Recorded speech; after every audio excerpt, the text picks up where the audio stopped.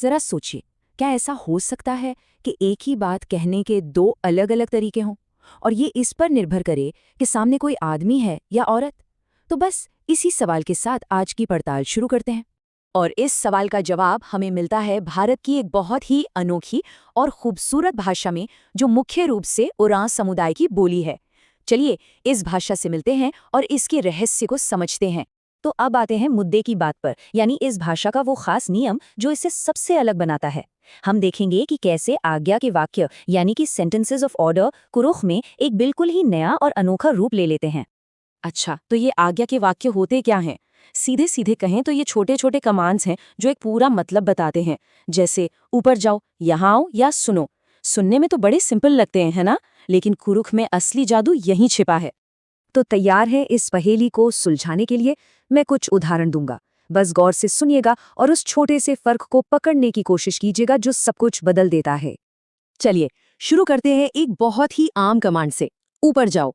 तो देखिए, कुरुख में अगर किसी आदमी से कहना है ऊपर जाओ तो कहा जाएगा मैया कला। लेकिन यही बात अगर किसी औरत से कहनी हो तो वो बन जाता है मैया कले। कुछ फर्क महसूस हुआ? ध्यान दीजिए, कला और कले। चलिए एक और उदाहरण देखते हैं, शायद इससे पैटर्न और साफ हो जाए। कमांड है चले जाओ। अरे वाह, यहाँ भी बिल्कुल वही पैटर्न है। एक आदमी के लिए चाल कला और एक औरत के लिए चाल कले। अब तो ये आ और ए की मात्रा का खेल पकड़ में आ रहा होगा।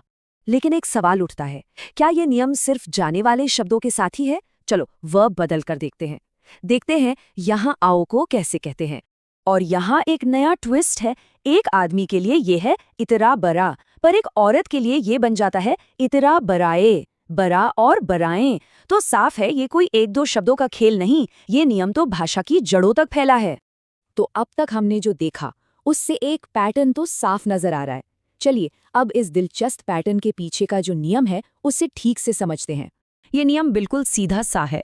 जाना क्रिया के लिए मेल के लिए हम कला वर्ड यूज करें और फीमेल्स के लिए कले।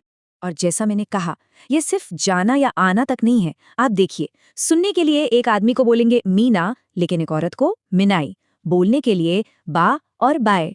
बताने के लिए तिंगा और तिंगाए। मतलब ये नियम तो इस भाषा के डीएनए में ही है। तो ठीक है, ये तो हो गई ग्रामर की बात, पर इसका असली मतलब क्या है?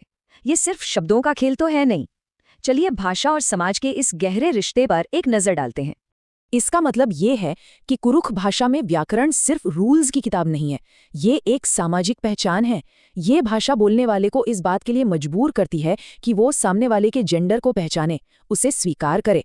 और सबसे बड़ी बात, ये भाषा महिलाओं को, उनकी मौजूदगी को अपने ग्रामर के लेवल पर एक पहचान देती है। ये सिर्फ शब्द नहीं है, ये सम्मान है। तो कुरुख भाषा हमें ये सिखाती है कि कोई भी भाषा सिर्फ बातचीत का तरीका नहीं होती, वो समाज का आईना होती है। ये अपने ग्रामर में ही महिलाओं की आवाज को एक अलग जगह देती है। और ये हमें एक बहुत बड़े सवाल पर सोचने के लिए छोड़ जाती है। हमारी अपनी भाषा, जिसे हम रोज बोलते हैं, वो हमारे समाज, हमारी सोच और हमारे मूल्यों के बारे में क्या कहती है? इस पर सोचिएगा जरूर।